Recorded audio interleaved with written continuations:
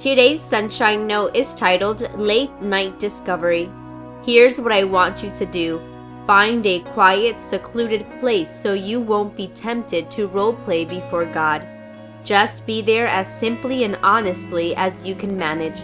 The focus will shift from you to God and you will begin to sense His grace. Matthew chapter 6, verse 6.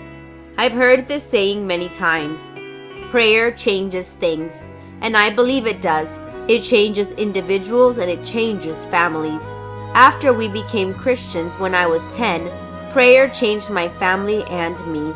Here's another journal entry from when I was a kid, one I wrote about prayer.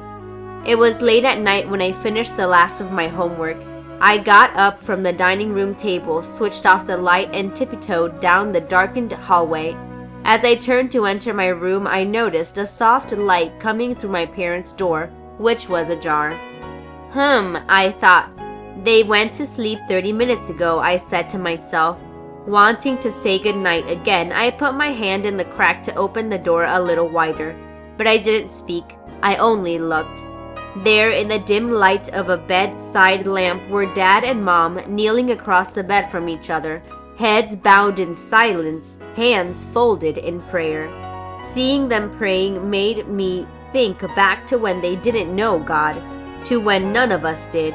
Little did we know that for years something was missing. Actually, someone was missing. Now that we all know Jesus, He is part of our family.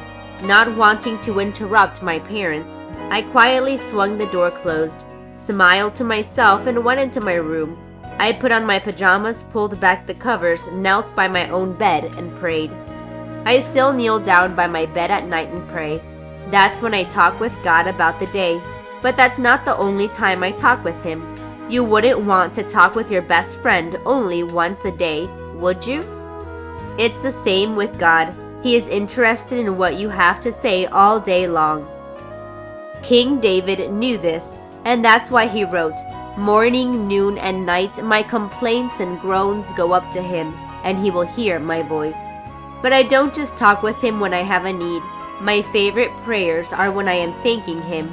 Paul said, Tell God what you need and thank Him for all that He has done. He certainly deserves it. Here's what I want you to do. Find a quiet, secluded place so you won't be tempted to roleplay before God. Just be there as simply and honestly as you can manage. The focus will shift from you to God and you will begin to sense His grace. Matthew chapter 6, verse 6. May God bless you today.